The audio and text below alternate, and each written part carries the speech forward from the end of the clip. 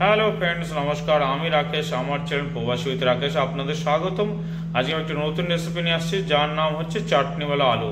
তো চলুন আসুন দেখে নাও যাক চাটনিওয়ালা আলু বানানোর জন্য কী কী উপকরণ দরকার, তার মেন ইনগ্রিডিয়েন্টস তো আপনার সঙ্গে এই মুহূর্তে আমি শেয়ার করছি। তো চাটনিওয়ালা আলু বানানোর জন্য অবশ্যই আমাকে চাটনি একটা প্রিপারেশন করে নিতে হবে। আর তার জন্য আমি এখানে কিছু মিন্ট, ফ্রেশ করিন্ডর, আর সামান্য মাত্রায় আদরক এবং 2 পিস গার্লিক ক্লোভ অ্যান্ড 2টো গ্রিন চিলি নিয়েছি। স্পাইসটা ডিপেন্ড করে আপনাদের উপরে, আপনার কতটা মাত্রায় চান সেটা সেইভাবে আপনারা নেবেন। তো এই হচ্ছে তার বেস ইনগ্রিডিয়েন্টস আলু চাটনিওয়ালা বানানোর জন্য। এটাকে আমরা একটা মিন্ট চাটনি বানিয়ে নেব। এটা আমি ভালো করে ওয়াশ করে রেখেছি। আর এই চাটনিটা বানানোর জন্য আমি ইউজ করব 2 পিস ফ্রেশ লাইম।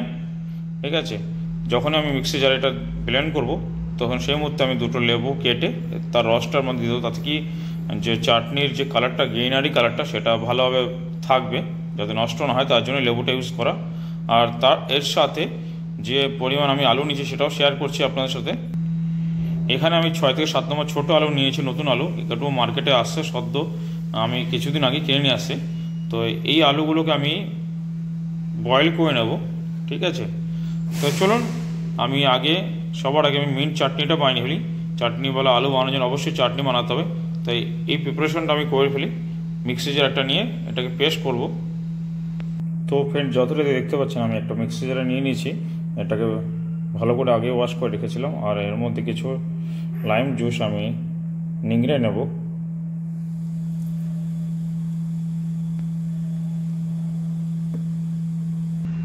সাথে সামান্য মাত্রায় জল দিয়ে দেবো, সাদা জল। আর কিছুটা আইস দিয়ে দেবো এর মধ্যে। আইস দিলে এটাই হয় যে মিক্সিতে যখন জার ব্লেন্ড করা হবে, ব্লেডটা কমসে কম কন্টিনিউ ঘুরতে থাকবে, তাতে গরম হতে থাকে, ভিতরের টেম্পারেচারটা ধীরে ধীরে বাড়তে থাকে। তাকে মেনটেন করার জন্য আইসটা দেওয়া, যাতে ঠান্ডা অবস্থায় থাকলে তাহলে গ্রিনারি কালারটা পুরোপুরি থাকবে, এই আর কি, এর জন্য আইসটা দেওয়া। চলুন এটাকে পেস্ট করে নিই আমি একটা। সো ফ্রেন্ড, দেখতে পাচ্ছেন আমি পেস্টটা কত সুন্দর করে নিয়েছি, কালারটা কত সুন্দর গ্রিনার। চলুন তবে আগে রেসিপিতে এগিয়ে যাওয়া যাক। তো ফ্রেন্ডস, দেখতেই পাচ্ছেন আমি আলুগুলোকে বয়েল করে নিয়েছি, প্রেসার কুকারের মাধ্যমে একটা সিটি মেরে নিয়েছি। তারপরে পিল করে 1/2 পিস করে নিয়েছি। আর আপনাদের কাছে যদি বেবি পটেটো থাকে, আমার কাছে এই আলুগুলো যে ছিল নতুন আলুগুলো, সেটা বেবি পটেটোর চেয়ে একটু বড়, মিডিয়াম সাইজের, তাই আমি প্রেসার কুকার মারতে বাধ্য হয়েছি। আর আপনার কাছে বেবি পটেটো থাকলে অবশ্যই সেক্ষেত্রে ডাইরেক্ট আপনারা কুক করতে পারবেন। তো পিল করে ডাইরেক্ট এভাবে কুক করবেন। তো চলুন রেসিপিতে যথারীতি এগিয়ে যাওয়া যাক। আর এখানে রেসিপিটি তৈরি করার জন্য আমি একটা ডিপ প্যান নিয়ে নিয়েছি। প্যানটা গরম হতে আমি সামান্য কিছু সাদা তেল ইউজ করবো এখানে। আর আপনারা চাইলে বাটারও ইউজ করতে পারেন এই রেসিপিতে, বা ঘিও ইউজ করতে পারেন। ঘি ইউজ করলে রেসিপিটা একটু বেশি টেস্টি হয়, তাই এই ক্ষেত্রে আমি এখানে এখন সাদা তেল ইউজ করব। এটা ডিপেন্ড করে টোটালি আপনাদের উপরে। প্যানটা গরম হয়ে আসছে, তাই আমি কিছু সাদা তেল ঢেলে নিলাম।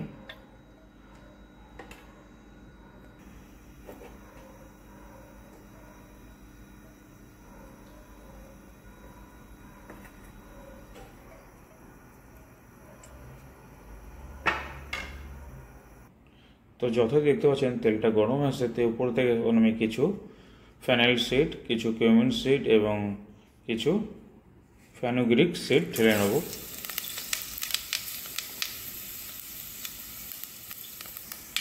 এবং সামান্য কিছু জিঞ্জার চপ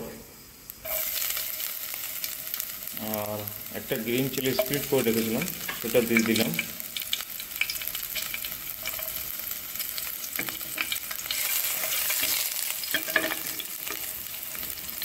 এবার আমি উপর থেকে বয়েল করা আলুটা ঢেলে নেবো, যেটা সামান্য বয়েল করেছি আমি।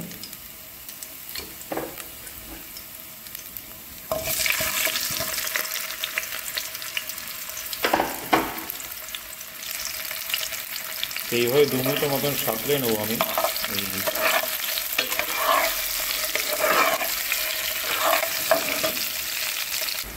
2 থেকে 3 মিনিট হয়ে গেছে। এবার আমি উপর থেকে কিছু প্লেন কাট দিয়ে নেব।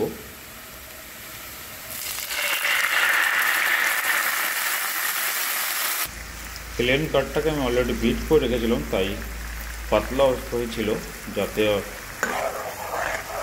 আগের থেকে বিট করে নেওয়ার জন্য, যাতে দইটা ফেটে তো অবশ্যই যাবে, তবুও আগের থেকে বিট করে নিলে পরে অতিরিক্ত ফাটার চান্সটা কম হয়ে যায়।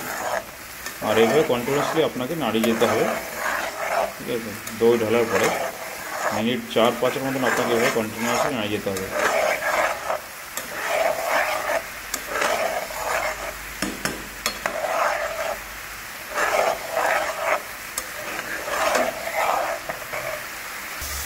তো যথারীতি দেখতে পাচ্ছেন মিনিট 4 থেকে 5 হয়ে গেছে। তো এটা দইটা পুরোপুরি ড্রাই হয়ে আসছে। আর এক মিনিটের মতন আর এভাবে থাকলে পরে পুরোপুরি ড্রাই আসবে। ততক্ষণে আমি একটা কিছুটা ড্রাই রোস্টেড পিনাট আমি নিয়ে নিয়েছি, সেটাকে আমি মিক্সির মধ্যে পেস্ট করে নেব।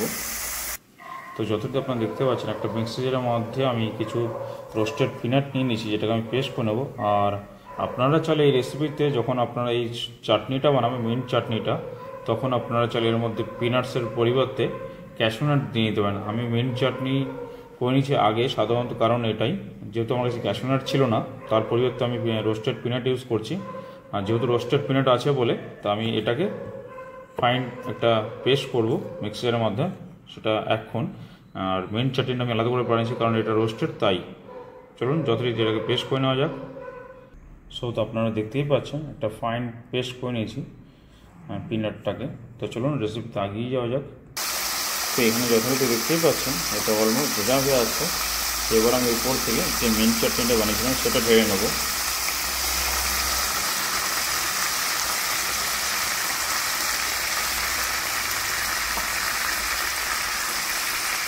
এটাকে 2 মিনিটের মতন নাড়িয়ে নেব মিন্ট চাটনিটাকে।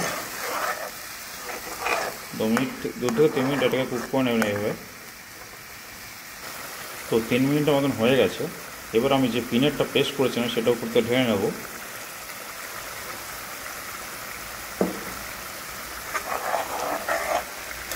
পিনাটটা ঢালতে দেখবেন ওই 3 মিনিট, তো এটা গাঢ় হয়ে আসবে খুব তাড়াতাড়ি, আর লাগার সম্ভাবনা থাকবে। তাই আপনারা চাইলে পরে সামান্য একটু জল দিয়ে নাড়িয়ে নিতে পারেন, অথবা কন্টিনিউ নাড়িয়ে যাবেন। আর এতক্ষণে আমি কিছু স্পাইসের প্রতি দিয়ে দিই। আমি কালারের জন্য সামান্য কাশ্মীরি চিলি পাউডার দেবো, সামান্য, একবারে খুবই সামান্য, যেহেতু এর মধ্যে গ্রিন চিলি, কাশ্মীরি চিলি যদি কালারের জন্যই। আর কিছুটা রোস্টেড কিউমিন পাউডার, আর সামান্য কিছু টার্মেরিক পাউডার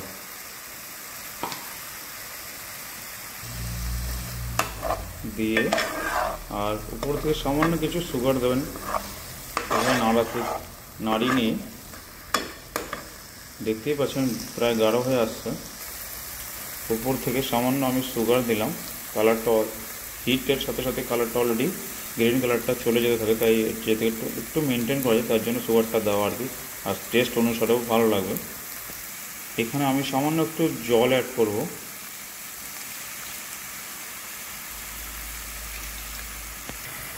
তো ফ্রেন্ডস দেখতেই পাচ্ছেন এখানে পুরো অলমোস্ট ডান হয়ে গেছে, একবারে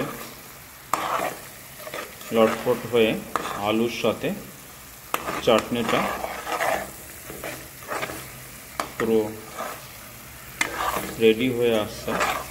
আলুর সাথে যখনই চাটনি এবার লটপট হয়ে লেগে থাকবে, মানে একবারে থিকনেস হয়ে যাবে, তখন বুঝতে পারবেন গ্রেভিটা ডান। এই অবস্থায় আপনাদেরকে সল্টটা চেক করতে হবে। আমি অলরেডি সল্ট চেক করেছি, সল্ট একেবারে সম্পূর্ণ বরাবর আছে। আর উপর থেকে কিছু আমি আমচুর পাউডার ঢেলাম এখান থেকে কিছু আমচুর পাউডার ঢেলে নিলাম।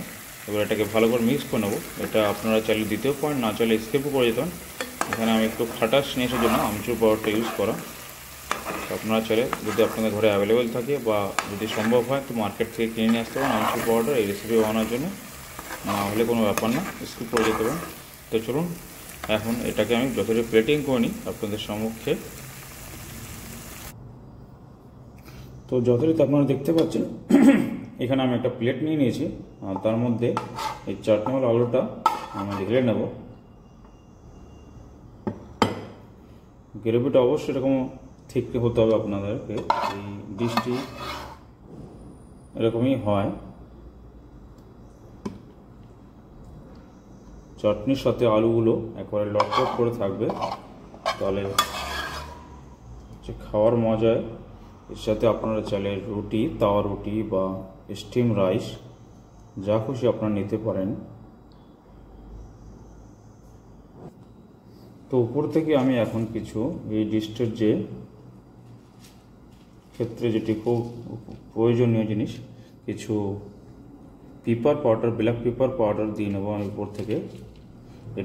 এটা চাইলে আপনারা এটা প্যান রোস্টেড করেও দিতে পারেন, ব্ল্যাক পেপার এবং কিছু হোয়াইট সেজমি সিড হালকা প্যান রোস্টেড করে একটু ক্রাশ করে নিতে পারেন। বাট আমি এটা আমার কাছে ক্রাশ ছিল, তাই উপর থেকে হোয়াইট সেজমি সিডটা আমি ক্রাশ করিনি, উপর থেকে গার্নিশ পারপোজে এইভাবে ছিটিয়ে নিচ্ছি। আর কিছু ফ্রেশ মিন্ট লিফ দা দিয়ে আমি গার্নিশ করব। চাইলে আপনারা ফ্রেশ কয়েনও দিতে পারেন, খুবই সিম্পল হবে।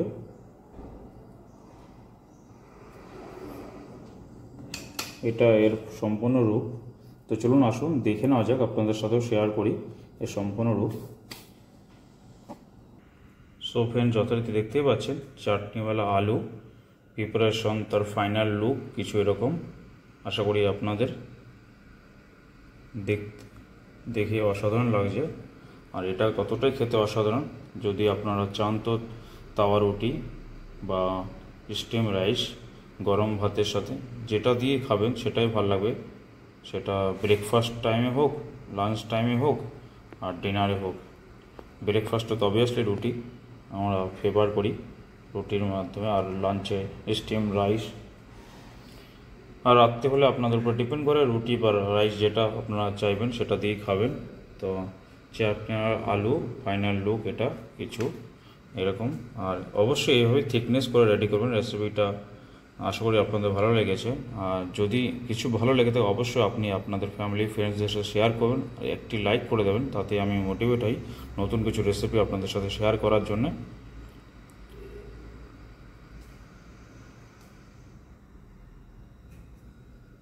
তো চলুন ফ্রেন্ডস, আজকের মতন এই পর্যন্তই। নতুন কোনো রেসিপিতে নতুন কোনো ব্লগে আবার আপনাদের সাথে দেখা হবে। Tata, bye bye.